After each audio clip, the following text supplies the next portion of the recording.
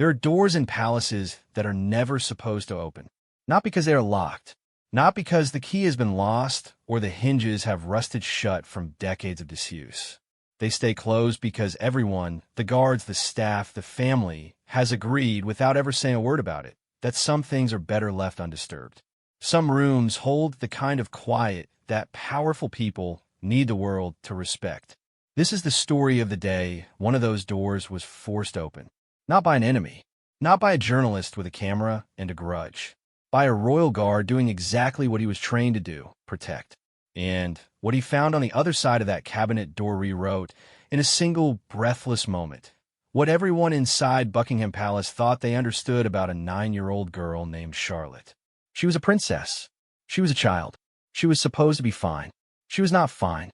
And the woman standing nearest to that cabinet, Queen Camilla, composed as carved marble, dressed for a Tuesday afternoon the way most people dress for state dinners, felt something crack behind her eyes that she would spend the next 3 days pretending had never happened.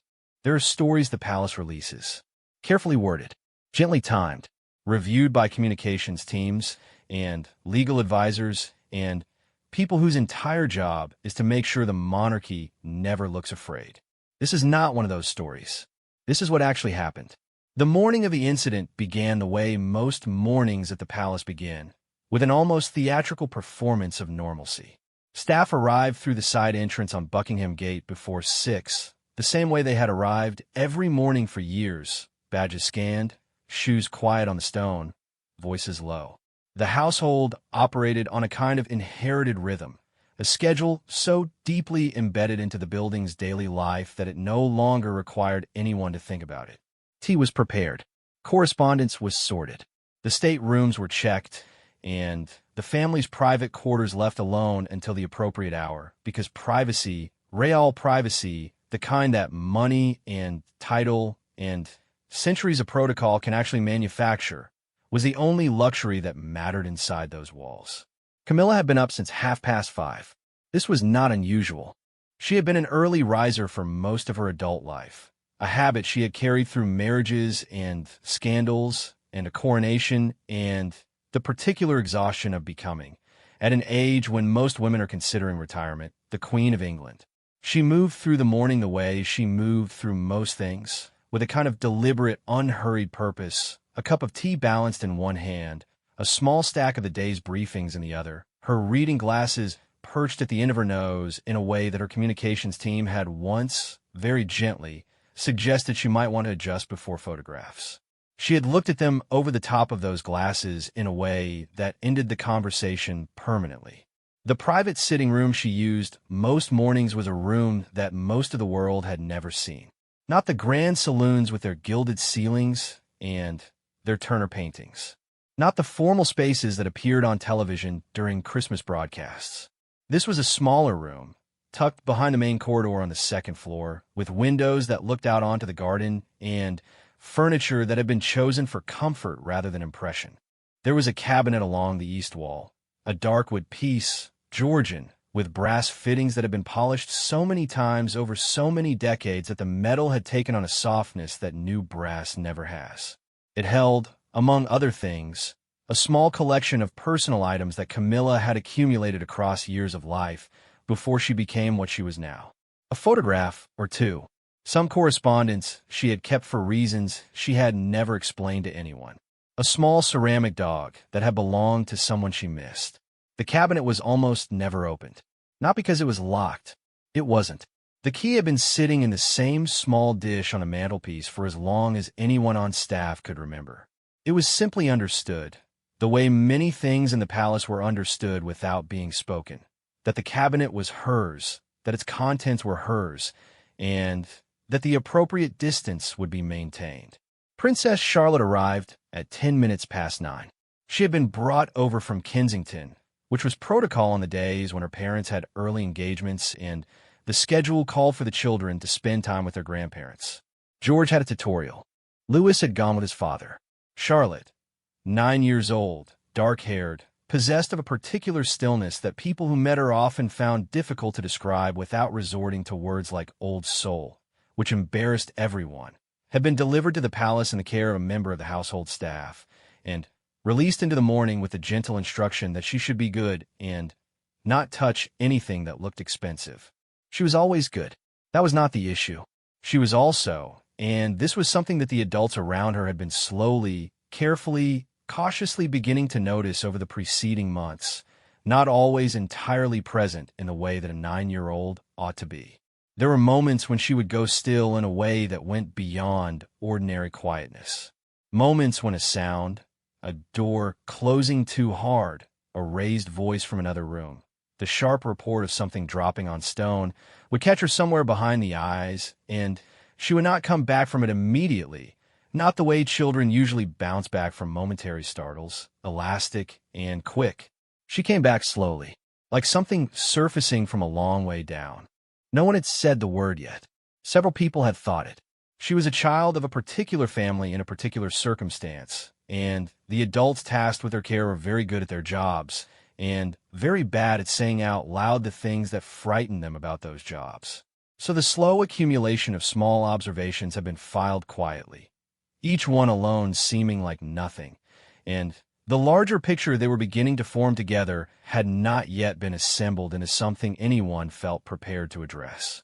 Charlotte found Camilla in the sitting room at 9:15. She stood in the doorway for a moment before she came in, which was characteristic of her. She didn't rush entrances, didn't throw herself into rooms the way Lewis did, leading with noise and velocity. She arrived. She assessed. Then she moved. Camilla looked up from her papers and said in the particular tone she reserved for the children, something between warmth and wryness, the voice of a woman who had raised children of her own and was now watching a second generation with the seasoned patience of someone who has already learned which battles are worth fighting. There you are. Come sit, then. Have you eaten? Charlotte had eaten. She came and sat in the chair nearest the window, not the chair closest to Camilla, which a child seeking comfort might have chosen, and not the chair farthest away, which a child in a difficult mood might have chosen. The middle chair, which was perhaps the most Charlotte choice available. She folded her hands in her lap and looked out at the garden. They sat together for a while in the comfortable quiet that had developed between them over years of mornings like this one. Camilla read her papers. Charlotte watched the garden. A blackbird was doing something of great personal importance near the fountain, and Charlotte watched it with the complete focused attention that children give to animals and that adults have usually forgotten how to give to anything. The first sign that something was wrong was small. It was a sound from somewhere deeper in the palace, a door, probably, or perhaps one of the older heating pipes doing what the older heating pipes sometimes did in the colder months, a knock, and a shudder that the building produced with the unself-conscious regularity of something that has been old for a very long time. The kind of sound that everyone who worked or lived in the palace had learned to simply file under building and ignore. Charlotte's hands tightened in her lap, not dramatically, not in the way that would have made it obvious to someone who wasn't paying attention. The interlacing of her fingers simply became something more compressed, the knuckles losing their color for a moment, and her gaze came away from the blackbird and went to the middle distance instead, to the space between the window and the cabinet and the door, to the no place that people look when they're listening to something happening inside themselves. Camilla's eyes moved from her papers. She did not say anything. She had raised children. She recognized the difference between a child who is bored and a child who is somewhere else. She set the papers down. Charlotte, she said. Not a question, not an instruction, just the name, offered in a way that left every door open. Charlotte's eyes came back. She looked at Camilla for a moment with an expression that was too measured for a 9-year-old's face, too composed, the expression of someone who has had practice at reassembling themselves quickly. And she said, in a voice that was perfectly, carefully steady, "I'm all right," which was in its own quiet way the most alarming thing she could have said, because no one had asked. The conversation that followed was not a conversation so much as a careful navigation. Camilla asking nothing directly, Charlotte offering nothing directly. Both of them moving around, whatever was the way you move around something fragile on a high shelf. Aware of it, respectful of the danger, not ready to touch it yet. They talked about the blackbird. They talked about something Charlotte was reading. They talked about whether there would be dogs in the garden later, which was a topic on which Charlotte had reliable opinions. And somewhere in the middle of this careful dance, Charlotte slipped off her chair and wandered toward the east wall, toward the cabinet, with the aimless drift of a child who is not going anywhere in particular and has simply run out of lap to sit still in. She stood in front of the cabinet. She looked at it the way children look at things they have been told not to touch, which is a very specific kind of looking, part assessment and part longing and part the particular hunger of the imagination for the contents of closed spaces. "What's in it?" she asked. Camilla looked at her over the reading glasses. "Old things," she said. "Things I've kept. From before. Some from before. Some from not so long ago." Charlotte's hand came up and rested against the wood of the cabinet, palm flat. Not trying to open it, just touching it, the way she had touched things before, with that quality of attention that made her seem sometimes like she was reading something through her hands that other people couldn't access through their eyes. And then the guard came in. His name was Thomas Everard. He had been with the household for 11 years, and he was, by every account, exactly the sort of person you want guarding a royal family. Undemonstrative, alert, possessed of the particular physical composure that comes from years of training the body to be ready without looking ready. He came in with the morning security report, which was routine, which he delivered every day at this time, which required only a brief interaction and a signature, and then he would be gone, and the morning would continue. He was 3 steps into the room when he stopped.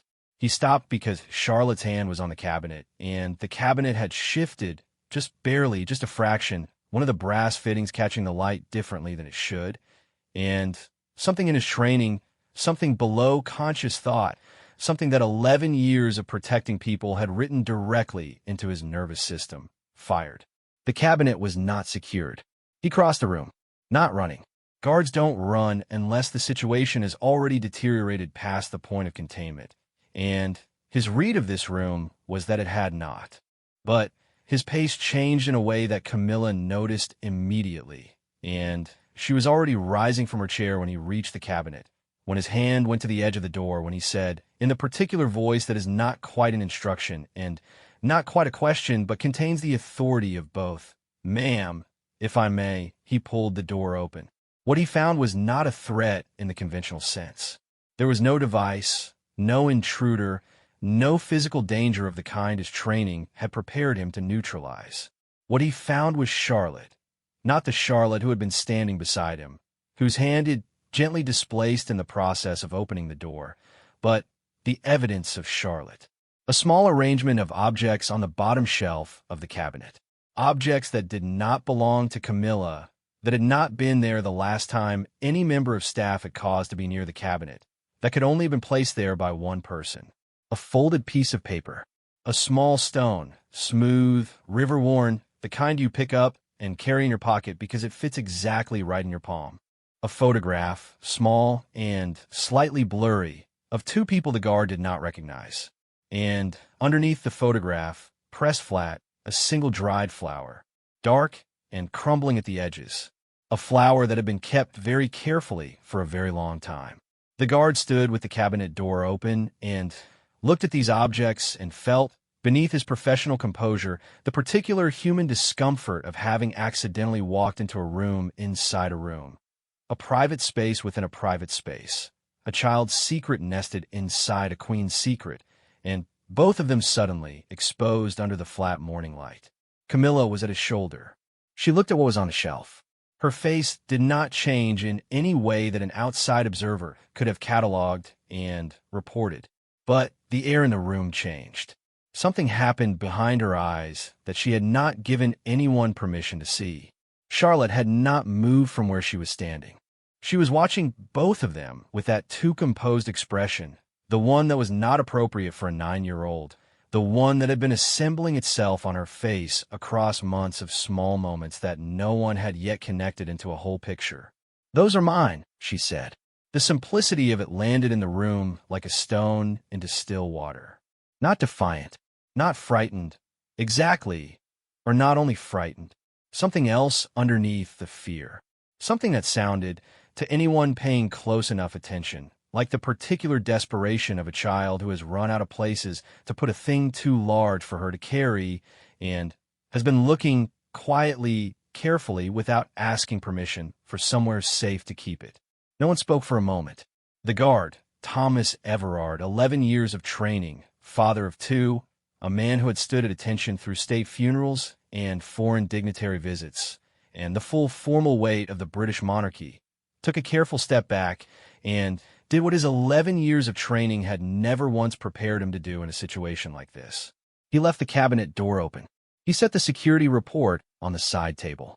He looked at Camilla with an expression that communicated in a wordless language of people who have worked closely together for years, something between "I'm sorry" and "I don't know what this is, but I think you need to handle it."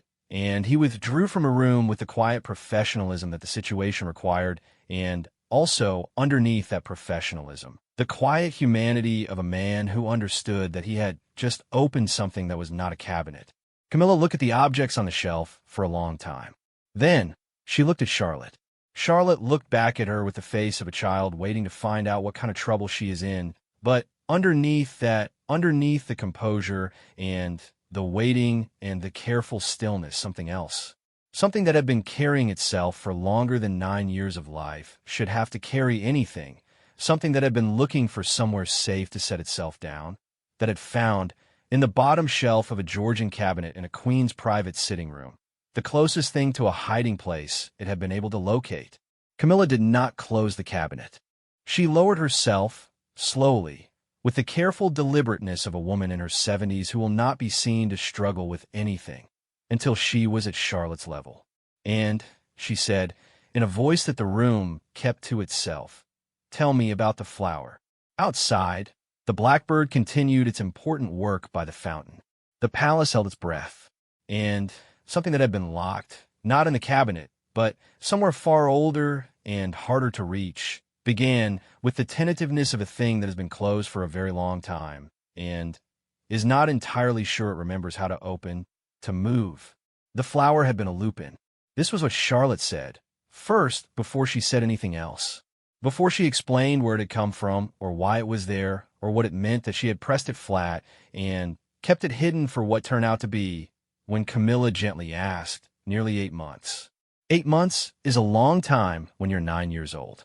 It is almost a whole school year. It is 2 seasons.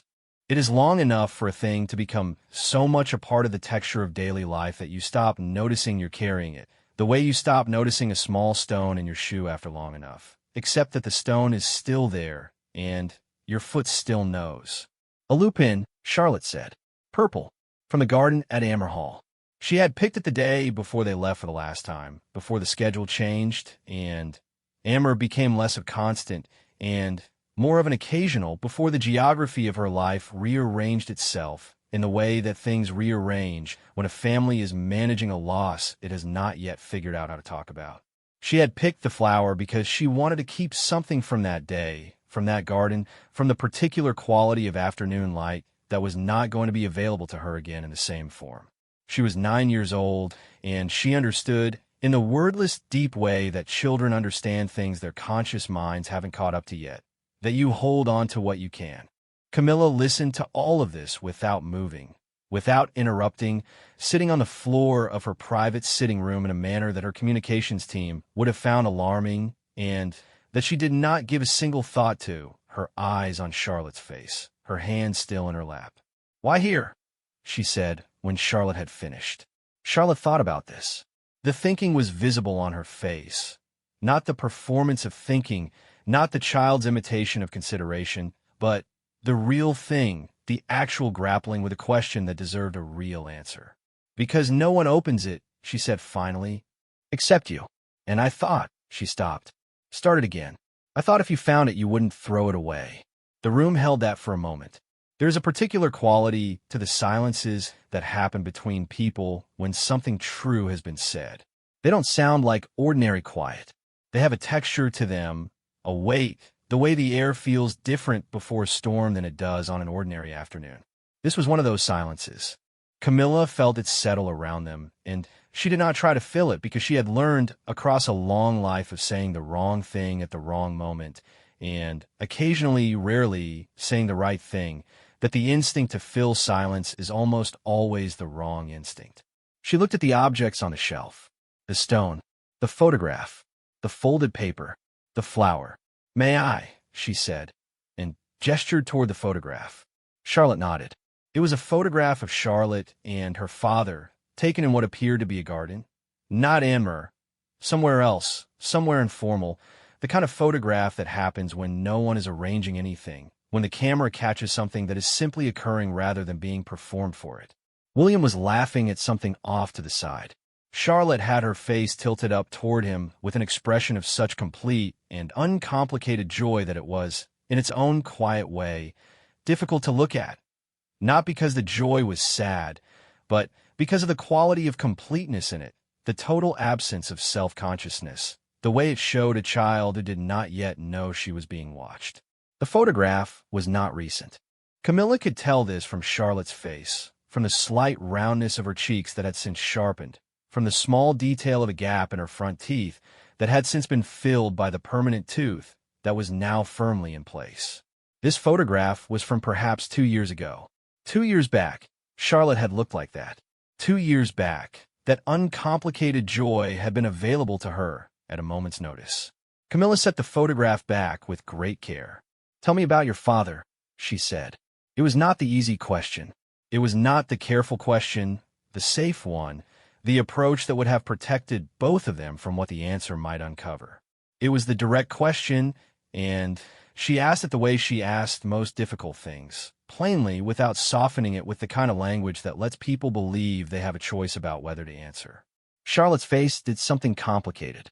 She had her father's quality of controlled expression, that particular Windsor capacity for presenting a composed surface to the world regardless of what was happening underneath it.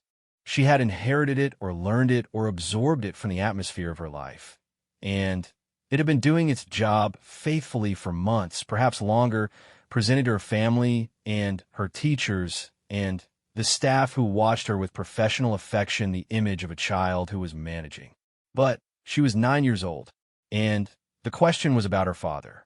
And Camilla was sitting on the floor of her own private room, having made herself small enough to be at eye level with her, and the cabinet was open, and the flower was there in plain sight, and there was Charlotte seemed to understand no performance available that was going to survive this particular morning. She started with the easy part. Her father was very busy. This was not a complaint. She was careful to clarify.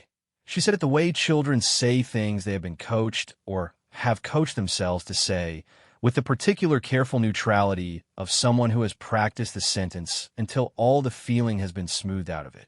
He was very busy because of his job, because of everything that came with the job, because the job was the kind of job that did not stop when you needed it to stop. She understood this. She said she understood this in a way that communicated to anyone willing to hear it that understanding a thing and being all right about it are not the same thing at all. He tried, she said. He called when he could.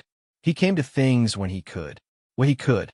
Camilla heard the gap in that phrase, the enormous, child-swallowing gap between when he could and always between when he could, and the constant, present, gravitational availability that a 9-year-old needs from a parent and cannot quite articulate the lack of because she does not have a language for it yet, only the weight.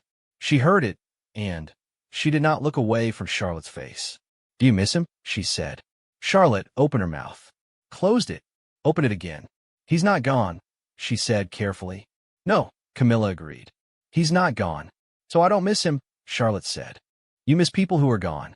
She said this in the tone of someone who has worked this out very precisely, who has built a logical structure around something that will not fit inside logic, who has been telling herself that the feelings she is having do not have a name because they cannot have a name because the person who generates them is still present and available, and therefore there is no appropriate word for what it feels like when they're not there.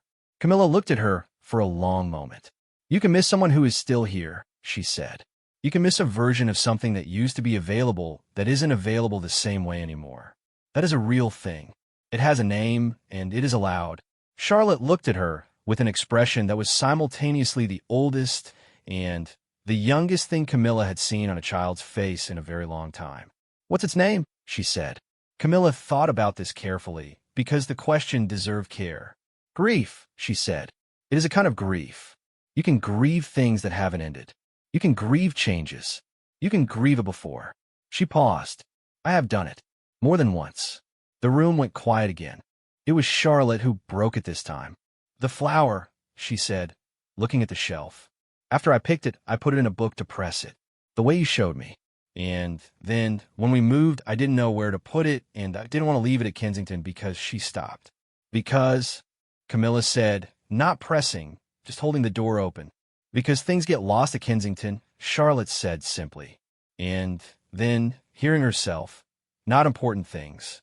I don't mean important. I just mean things get moved without being asked about, Camilla said. Charlotte looked at her. Yes. So she had brought it here, to the one place where she felt, with the particular instinct of a child who has been quietly reading the emotional landscape around her for most of her life, that things might be kept safely, that the cabinet was there and no one opened it, and Camilla was not the kind of person to throw things away without understanding what they were first. She had been right about all of this. What she had not anticipated was the guard. Thomas Everard had returned, briefly, to leave a note of apology for Camilla on the side table. A single line, handwritten, which was unusual for him, and which she would read later, and which would say only, I should have knocked. I am sorry for the intrusion. It was a small gesture, and it meant a great deal, and Camilla would keep the note, which was the kind of thing she did that her staff found slightly surprising, and that made complete sense to anyone who understood her. But in the room, in this moment, there was only the cabinet and the two of them and the objects on the shelf and the particular opening that had happened, not in the wood and brass, but somewhere older and more difficult to reach. Charlotte was quiet for a moment, and then she said, in a voice that was trying very hard not to be small and not entirely succeeding, Are you going to tell my dad? Camilla considered this. It was a real question. It deserved a real answer. I'm going to talk to your father, she said. Not about the cabinet. About you. About things I think he needs to hear, and things I think you need to say to him, and I would very much like those conversations to happen with your knowledge, and ideally with your involvement. But yes. She met Charlotte's eyes. Yes. He needs to know that you're carrying something. Charlotte absorbed this. She did not look relieved exactly. She looked like someone who has been holding a very heavy thing for a very long time and has just been told that help is coming and is not quite sure yet whether that is good news or whether the help might change the thing into something she doesn't recognize. He'll worry, she said. Yes, Camilla said simply. He will, because he loves you. Worry and love are very difficult to separate. Charlotte looked back at the shelf, at the flower. I didn't want to make him worry, she said, and the voice cracked on the last word, just slightly, just the smallest fracture in the surface, and Camilla felt the sound of it somewhere specifically behind her sternum, the way you feel a small sound in a quiet room. She reached out and put her hand over Charlotte's, not squeezing, not gripping, just there. Outside, the palace continued its day. Correspondence moved. Schedules held. The machinery of the institution that surrounded both of them ground on with its ancient, indifferent efficiency, unaware that in a small sitting room on the second floor, something had cracked open that had been sealed for 8 months, and that a 9-year-old girl was sitting on the floor next to a queen and feeling, for the first time in a long time, the particular terrifying relief of being seen. Down the corridor, Thomas Everard completed his rounds with his usual professional composure and did not think about the cabinet, which was not entirely true. He thought about the cabinet. He thought about the objects on the shelf, and the child's voice saying those are mine, and the expression on Camilla's face when she looked at the flower. He thought, I opened the wrong door. And then he thought, or the right one. He filed his report. He completed his shift.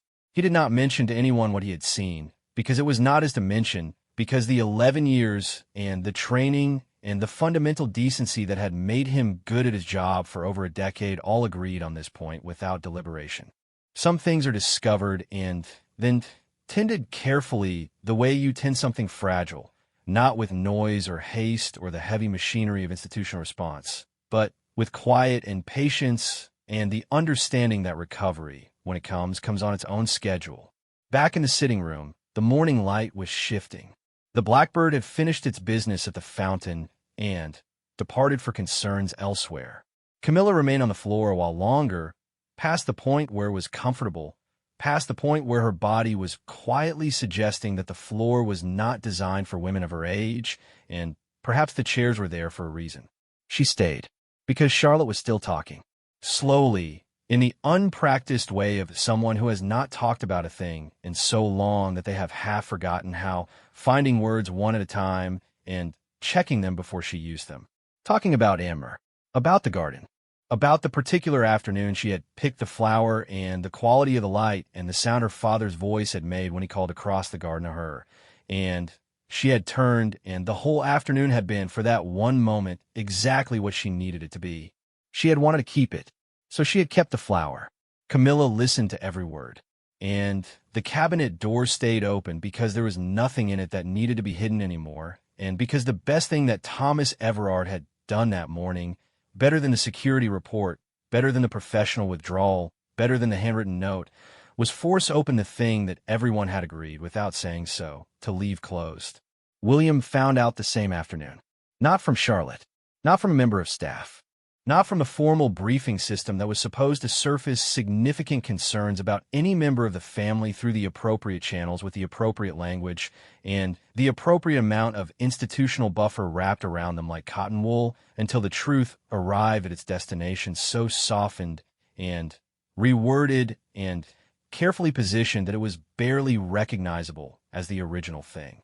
He found out because Camilla called him. She did not use the formal line.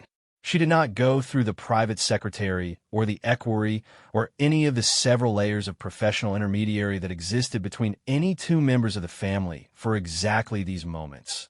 Moments when the thing that needed to be said was too raw and too important to survive the laundering of official communication.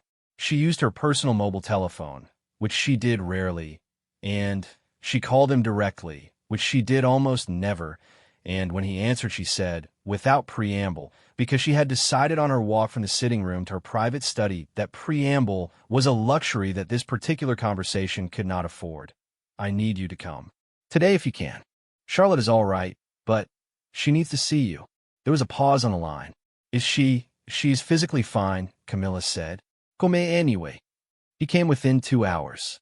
She watched him arrive from the window of the study, and what she saw was something the public version of William, the formal, composed, duty-armored version, very rarely allowed anyone to see.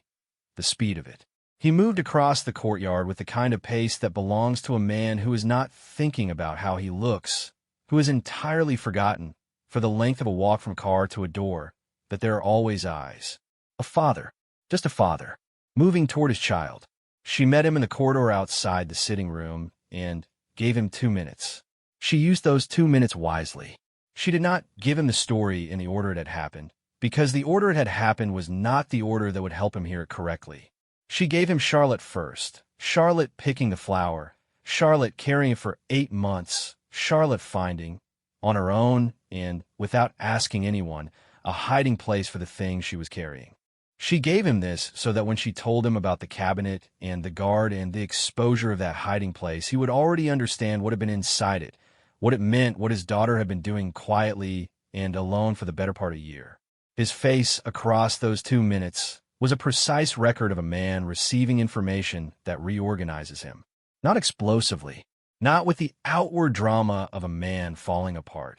The Windsor composure held, as it always held, as it had been built to hold across generations of people who could not afford, publicly, to crack. But around his eyes something moved. In the set of his jaw something adjusted. She watched him take in the information and reprocess everything he thought he had understood about his daughter's recent months, and she saw, in the specific quality of the silence that followed her account, the particular silence of a parent who has realized they missed something. Not negligence, not failure.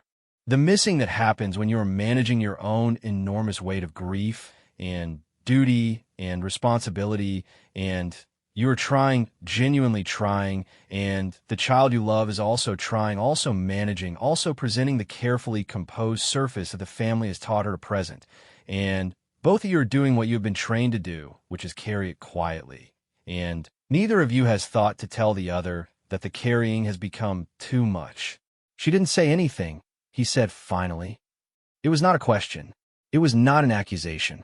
It was just the fact arriving. No, Camilla said. She didn't want me to worry. No. He was quiet for a moment. Then he said, she's 9. Yes, Camilla said. She is 9. He looked at the door of the sitting room. Charlotte was inside, still in the company of one of the household staff who had been asked to sit with her. Not out of concern that she needed managing, but out of the simple understanding that a child who has just done something as emotionally expensive as Charlotte had done that morning should not be alone. What do I? He started. You go in, Camilla said. You sit with her. You let her talk if she wants to talk, and you don't push her if she doesn't.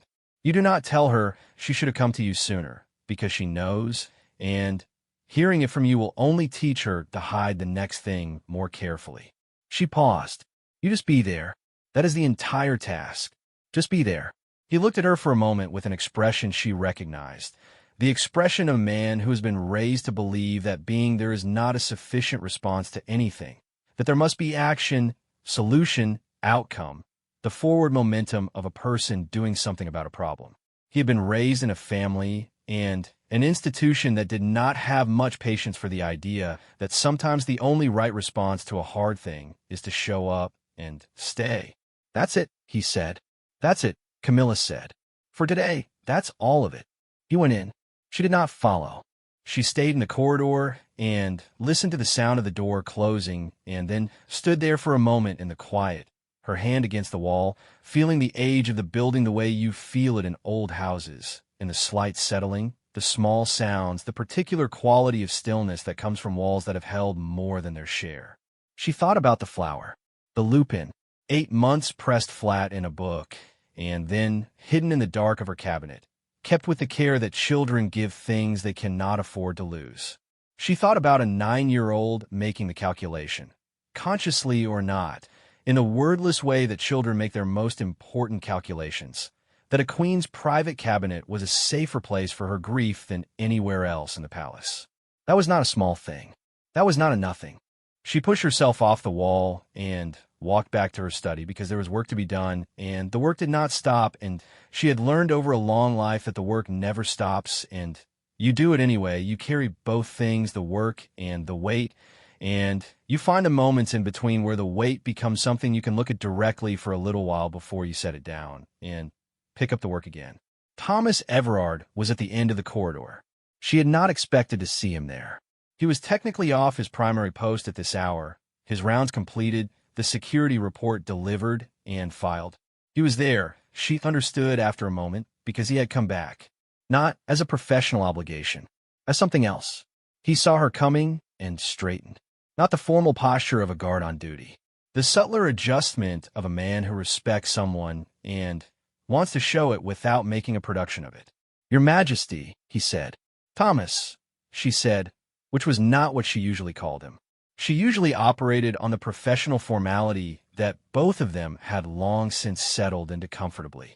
She called him by his first name because this was not a professional moment, because the protocol that usually governed the 2 feet of air between them had been temporarily suspended by a morning that neither of them had anticipated. She said, You did the right thing. This morning. He said nothing for a moment. Then I wasn't sure. You could not have known what you were opening, she said.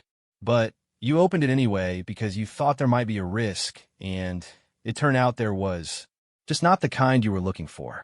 He looked at the floor for a moment. When he looked up, his expression had the quality of a man choosing his words with care, which was unusual for him. He was ordinarily a man of very few words, used efficiently, without visible editing. She seemed, he said, and stopped. Started again. She seemed like she had been carrying something heavy, he said, even before the cabinet. I noticed it. I should have, he stopped again. What? Camilla said. I should have said something, he said. Before today, I noticed it, and I filed it under not my place, and I didn't say anything. The corridor held that for a moment. Thomas, Camilla said, everyone in this building has been noticing it, and filing it under not my place. That includes people whose place it specifically is. You're not the person who failed today. Today you are the person who, somewhat accidentally, did the thing that needed doing. He absorbed this. I forced a cabinet open, he said. I didn't think I was doing anything beyond a security check. Most of the important things, Camilla said, get done by people who thought they were doing something smaller. She left him in the corridor. Inside the sitting room, William was doing the only thing Camilla had asked him to do, which was also the hardest thing. He was sitting with his daughter, and he was not filling the silence, and he was not offering solutions, and he was not, despite every instinct he had inherited and trained and armored himself with across a lifetime, doing anything except being present. Charlotte was sitting in the window chair, her legs tucked under her, and they were not talking yet, not really, and he was understanding with the slow and somewhat painful comprehension of a man encountering an idea that does not come naturally to him, that this was enough, that this was in fact exactly enough. Charlotte had the folded paper from the cabinet. She was holding it in both hands, not opening it, just holding it in the way she held things when she was grounding herself in something solid. "What's in the paper?" he asked, because he could not help asking one thing, because he was his father's son and his father's father's grandson, and the question was the smallest unit of doing something he could reduce himself to. She looked at him. Then she unfolded it. It was a list, written in her handwriting, which was careful and slightly tilted to the right, and still had the deliberateness of a child who has not yet made peace with the fact that her hand moves slower than her mind. A numbered list. He leaned in to read it, and she did not pull it away, which was itself something, which was itself a kind of opening. The list was titled, at the top, in her careful hand, "Things I Want to Tell Dad." There were 7 items. He read all 7. He read them twice. He did not say anything for a long time because there was nothing that was immediately sayable, because the list was simultaneously one of the most ordinary documents in the world, a child's written record of things she wanted her father to know, and one of the most devastating because it existed, because she had written it down rather than said it, because she had needed to write it down in order to believe she might eventually say it, because she had been carrying these 7 things silently in a folded piece of paper in the dark of the cabinet, waiting for the right moment, which is what you do when you're 9 years old and you love someone and you are afraid that the loving of them means you have to protect them from the weight of your own needs. He looked at the list for a long time. Then he said, "Can we start at number 1? Charlotte looked at the list. She looked at him. She started at number 1. And in the corridor, and in the study, and in the cabinet room with its open door and its emptied shelf, the palace did what palaces do. It continued, indifferent and ancient and enormous, while inside it, in a small sitting room with afternoon light coming through the garden windows, a father and his daughter did something that was neither royal nor institutional nor public nor performed. They talked. Not perfectly, not without stops and backtracking and the particular difficulty of 2 people who love each other and are not yet fluent in the language of saying so plainly. With the awkwardness of new honesty, the discomfort of words that have been held too long before being spoken. But they talked.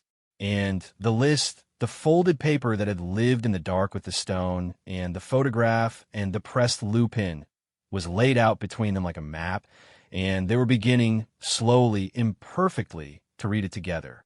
This was not a conclusion. It was a beginning. The difficult, necessary, uncomfortable beginning of something that had been waiting for exactly this kind of opening. Accidental, slightly forced, carried out by a guard who thought he was doing a security check and ended up doing something considerably more important. The cabinet stayed open. No one closed it. The list had 7 items. William did not share them with anyone for a very long time, which was the right decision, made for the right reasons, made by a man who was in the aftermath of that afternoon, slowly and somewhat painfully recalibrating his understanding of what his daughter needed from him versus what he had been providing. The list was hers. He would not make it institutional. He would not route it through the machinery of the family support infrastructure, which was considerable and professional and, in its own well-intentioned way, entirely capable of turning a handwritten child's list into a clinical assessment with action points and scheduled follow-ups and all the apparatus that organizations reach for when they encounter a human problem they want to solve rather than simply hold. Charlotte had not needed to be solved. She had needed to be heard. He understood the difference now, with a clarity that was still new enough to be uncomfortable, the way any significant realization is uncomfortable in the early days of having it, before it becomes part of the ordinary furniture of your thinking, before it stops requiring effort to maintain. The days that followed the incident were quiet ones at the palace. Quiet in the way that things are quiet when something significant has happened and everyone involved has agreed, without coordinating it, to let it settle before anyone does anything precipitous. Staff moved through their routines. Schedules held. The external world, which was always pressing its face up against the glass of the family's private life, saw nothing of consequence from the outside. The appropriate appearances were made.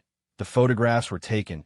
The institutional machinery of the monarchy produced its expected output without interruption. Inside was different. William rearranged his schedule. This was not announced. It was not communicated as a policy shift or a strategic reorientation or any of the language that his office would have attached to it if it had been official. He simply began, in the weeks following the afternoon in the sitting room, appearing in places he had not previously appeared at the times he had not previously been there. School pickups he had previously delegated. Dinner times he had previously worked through. The ordinary, unglamorous, repetitive architecture of daily fatherhood that can be, in the life of a man managing the weight of future kingship, the first thing to compress under pressure. Charlotte noticed. She did not make a performance of noticing. She did not throw her arms around him and thank him dramatically or otherwise signal that she had been watching for exactly this. She was not that kind of child. She simply adjusted, incrementally, the way all of them were adjusting incrementally. The trust that had always been there finding its way back into the daily interactions. The careful, composed surface beginning, slowly, to have slightly more of the real thing underneath it rather than the performance of the real thing. The conversations continued, not on a schedule, not formally arranged. They happened the way honest conversations often happen when two people have decided, without quite articulating the decision, to be more honest with each other, organically, unexpectedly at the end of a day or the beginning of a car journey or in the 10 minutes before Charlotte's bedtime when the day was winding down and the guard her down with it. She talked about Amber. She talked about the garden and the things she missed about it and the particular quality of that life, slower, more contained, less watched, that had been available to her there and was not available to her in the same form anymore.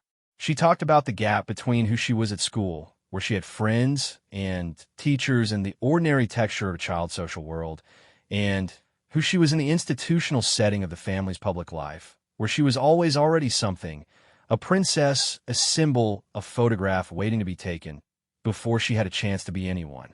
William listened to all of this. He listened in the way that Camilla had told him to listen, which was without immediately trying to fix it, without the reflex to reassure that everything was fine or would be fine or was not as difficult as it seemed, without the particular defensive move of pointing out everything that was provided and available and good. He listened the way you listen when you have accepted, finally, that the listening is the entire task and the doing comes after once you understand what you're actually dealing with. Some of what Charlotte told him was hard to hear. Not because it was accusatory. She was not that kind of child, and this was not that kind of conversation. It was hard because it was accurate, because she was 9 years old, and she had been observing her world with the careful attention she gave to everything, and she had drawn from her observations some conclusions that were, when examined honestly, not wrong. She had concluded that the people who loved her were very busy. She had concluded that being difficult, not naughty, not misbehaving, but emotionally difficult, in need, requiring more than the scheduled provision of care, was something she should try not to be. She had concluded that the best way to manage her own heaviness was quietly, alone, without burdening the people she loved with something they were already carrying enough of. This conclusion was not unreasonable given the evidence available to her. This conclusion was also, as both of them were beginning to understand, something that needed to be carefully and thoroughly dismantled. Kate was brought in on the third day.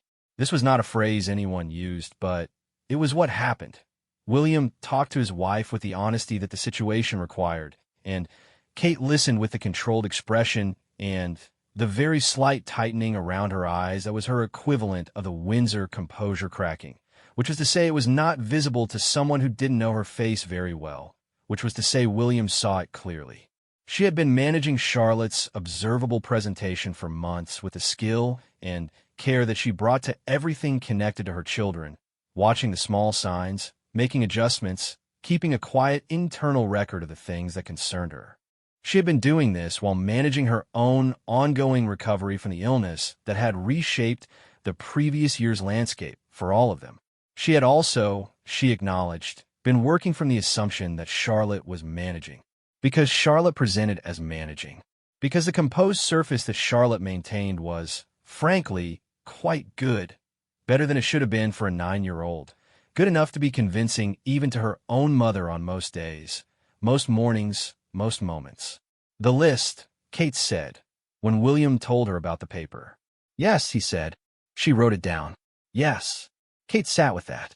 She sat with the image of her daughter, alone, finding a piece of paper and writing down the things she needed her father to know, because saying them felt too risky and writing them felt more manageable. The distance the paper provided between the feeling and the voice, the protection of the written word against the exposure of the spoken one. How long has she been doing that? Kate said, not asking William specifically, just asking the air. Just asking the question that had been forming in her mind since the conversation began. The question that was really, how long has she been managing this alone, and how do we not see the full shape of it? The answer was at least 8 months, which was the age of the flower. It was probably longer than that, which was the harder thing to hold. There is a particular guilt that parents carry when they realize their child has been struggling in a way that was not fully visible to them. It is not a simple guilt.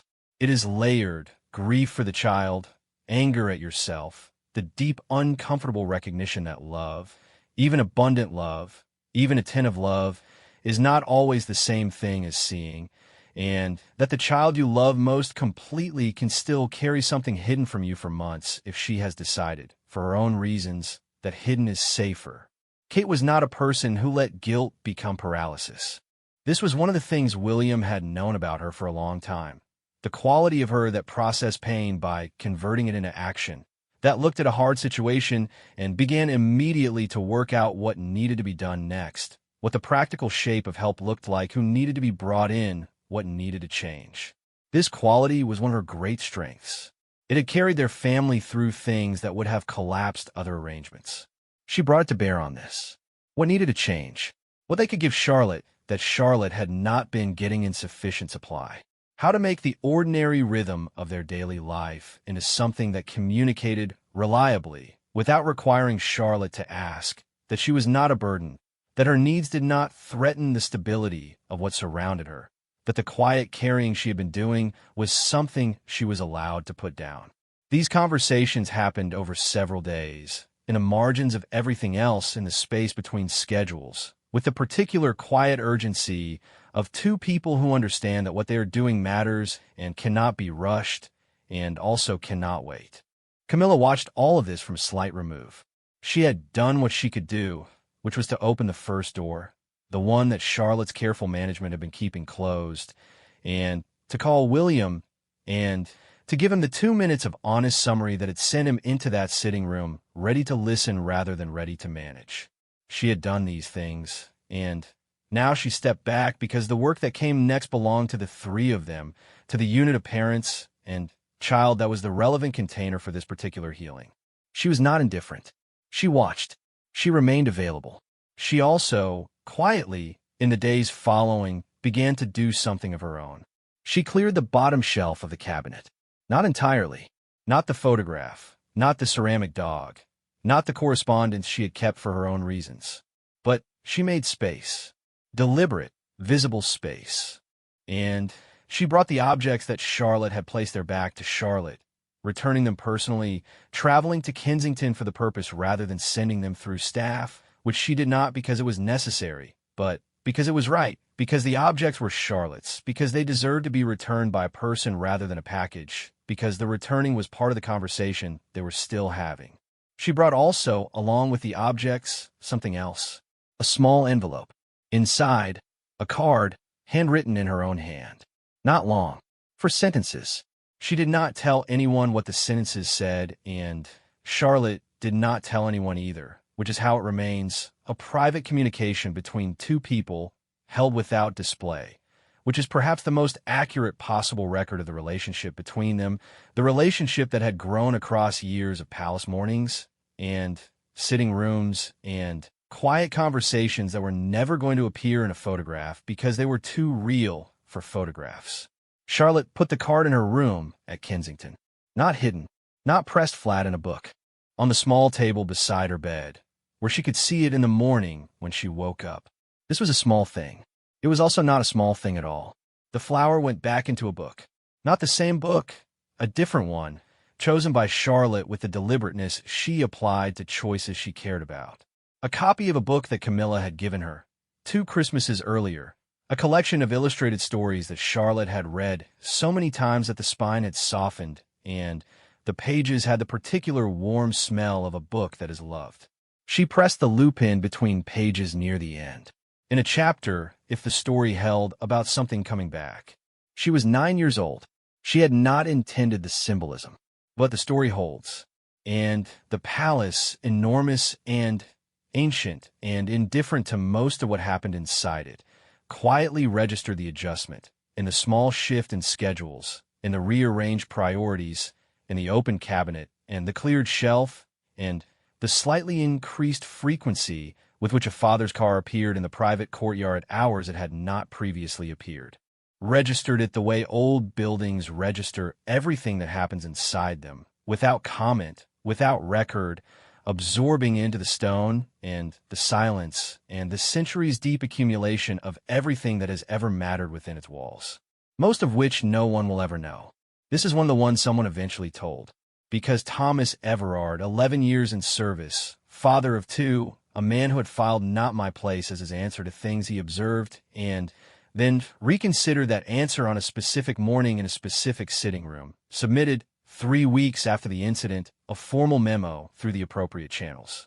Not about Charlotte, not about the cabinet or the flower or any of the specific content of that morning, which was not his to report.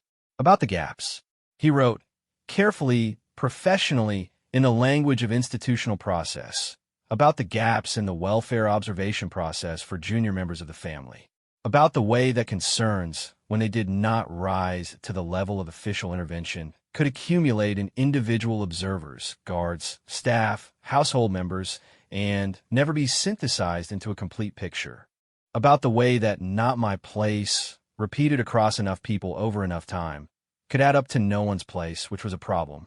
The memo was read. It was taken seriously. It was not the only thing that needed changing, and it was not ignored in favor of the things that seemed bigger or more pressing. It was like most of the things that actually matter in institutions and families and palaces, small in its original form, and significant in what it pointed to. Thomas Everard returned to his post the following day and the day after that, and continued to be, by every account, exactly the sort of person you want guarding a royal family. He knocked now. He always knocked. Spring came to the palace the way it always does, indifferently, generously, without asking what anyone needed from it.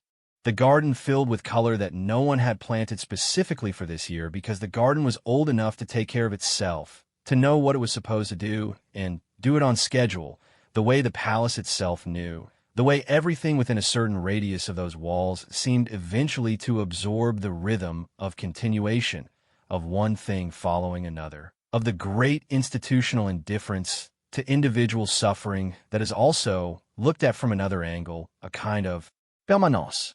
Charlotte was 10 by then.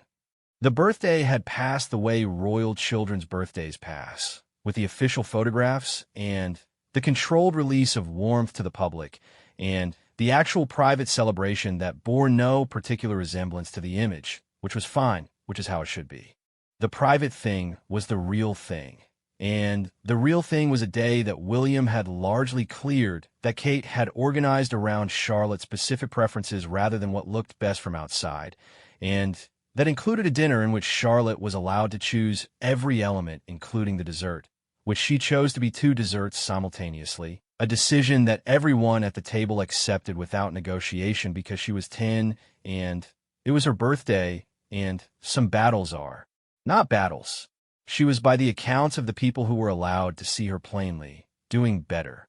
Not fixed, not resolved, not arrived at some clean destination on the other side of everything that had assembled itself in the bottom shelf of a cabinet 8 months before the birthday. Children do not fix and clean arcs. They move in the untidy way of all living things, forward and then sideways and then backward a little and then forward again, accumulating capacity gradually and imperfectly, building the architecture of a self that is sturdy enough to hold what needs to be held without requiring the walls to be invisible. She was louder than she had been. This was the thing that the adults around her noticed first and most consistently across the months following the cabinet morning. Not louder in volume, necessarily, though that too. Louder in presence. More willing to occupy space, to disagree, to want things openly, to announce her displeasure at arrangements she found unreasonable rather than composing her face into the acceptance that had become, for a while, her default register. She argued with Lewis, which had always happened, but was now more genuine, less managed.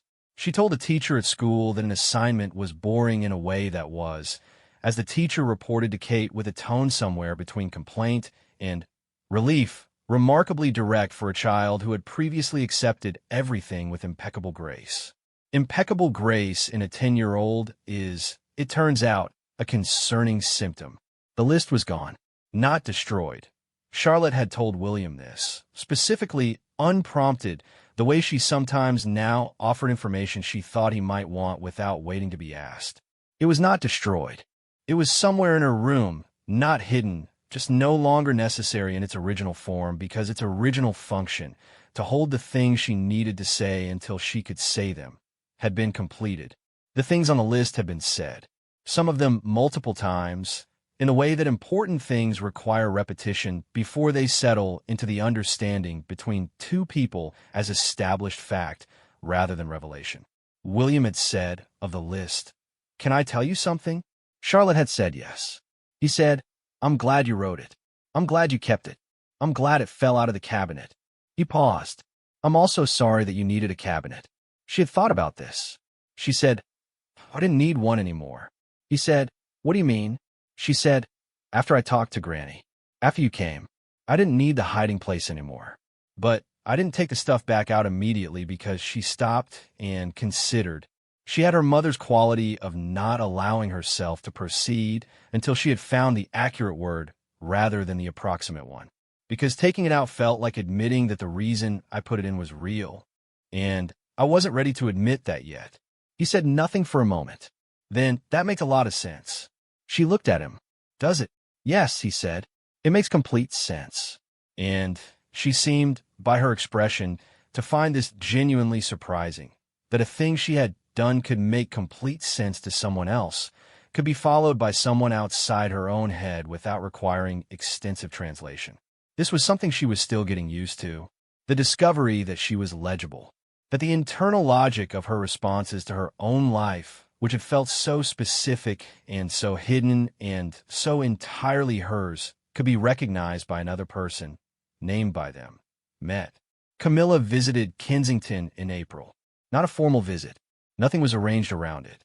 She came in the afternoon on a day when the children were home from school, and Kate was working, and William was in meetings, and the household was in its ordinary Tuesday rhythm, and she had tea with Charlotte in Charlotte's room, which was an unusual enough configuration of things that Charlotte had noted it with a look, a slight widening of the eyes, a fractional pause, before accepting it with the grace she brought to unexpected things when she was on stable ground. The card was on the table beside the bed. Camilla saw it. She did not say anything about it. She had said what she said in the 4 sentences, and those 4 sentences had been sufficient, and adding to them now would have been she understood the wrong instinct. You say the thing once when it needs saying. You don't make a monument of it. They talked about Charlotte's reading, which had shifted. She had moved from the particular kind of story she had been reading for the previous 2 years, adventure stories with decisive heroines and clean resolutions and a reassuring quality of forward motion to something more various. She had recently read a book about grief, selected from her school library with a deliberateness that suggested she had gone looking for it rather than found it accidentally. She had found it interesting, she told Camilla, in a neutral tone that was not quite neutral. She had found it interesting that so many people had written about the same thing in so many different ways. What did you take from it? Camilla said. Charlotte thought. That everyone has a cabinet, she said. They just call it different things. Camilla looked at her. Charlotte looked back, with that expression, the one that had no business being on the face of a 10-year-old, the one that had been assembling itself across years of careful watching and too composed surfaces, and the particular kind of growing up that happens when you have been, without choosing it, required to mature faster in some directions than childhood usually requires. That's right, Camilla said. That's exactly right. The lupin was still in the book. Charlotte had shown it to Kate, eventually pulled the book off the shelf and opened it to the right page and stood beside her mother while Kate looked at the pressed flower in silence with an expression that Charlotte did not entirely know what to do with. And so she did what she had been practicing doing, which was to let the expression be there without trying to manage it. Kate had put one hand on the back of Charlotte's head, fingers gentle in her hair, and held it there for a moment. That was all. It was enough. Thomas Everard received a commendation at the end of the quarter. The commendation was for unspecified service beyond the requirements of his post, which was a language that covered a range of things, and, in this case, covered a specific thing that would not be detailed in any official document.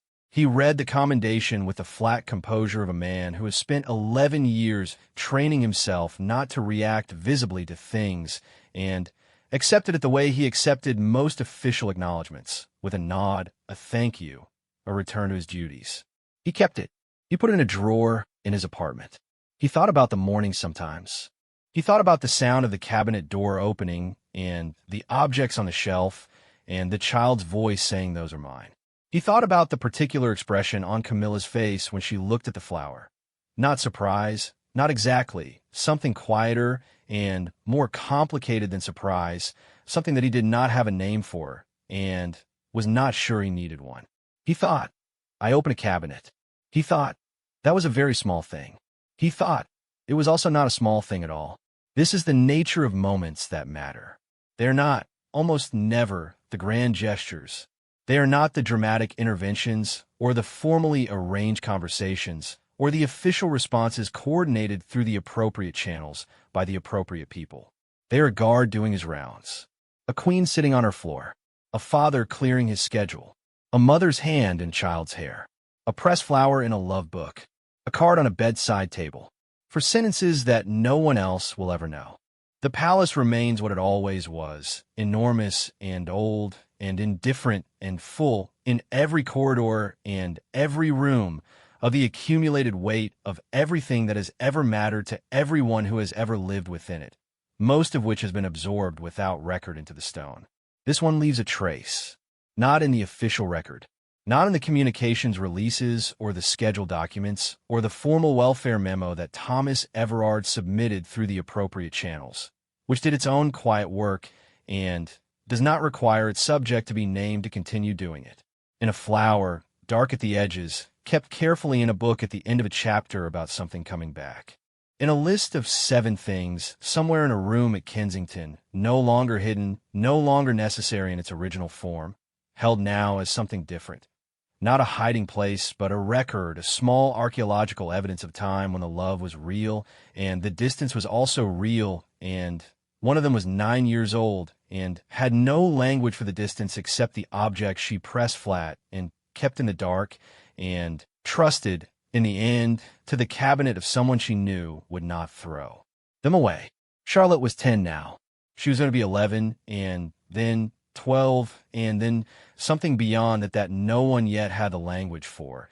And the world was going to require of her increasingly extraordinary things, and she was going to find across the years both the capacity to meet those requirements and the private self that existed beneath them. The girl who picked lupins and pressed them flat and made lists of the things she needed to say to her father, and who had learned in a sitting room in the palace on a Tuesday morning, that hiding the weight was not the same thing as managing it. This was the most important lesson. She had learned it young. She had learned it from a queen sitting on the floor, and a guard who knocked now, and a father who cleared his calendar, and a mother who put her hand in her hair and held it there. She had learned it from a cabinet that was supposed to stay closed, and that a man doing his job forced open, and that released in the opening not a threat, but a 9-year-old's entire hidden interior pressed flat and kept in the dark, waiting for exactly this kind of accidental, necessary light. The door of the cabinet stayed open, not as a statement, not as a symbol that anyone arranged deliberately, simply because no one closed it. And sometimes that is all that is needed. Not the grand gesture, not the formal resolution, not the carefully worded release. Just the door open, the light coming in, the room finally breathing.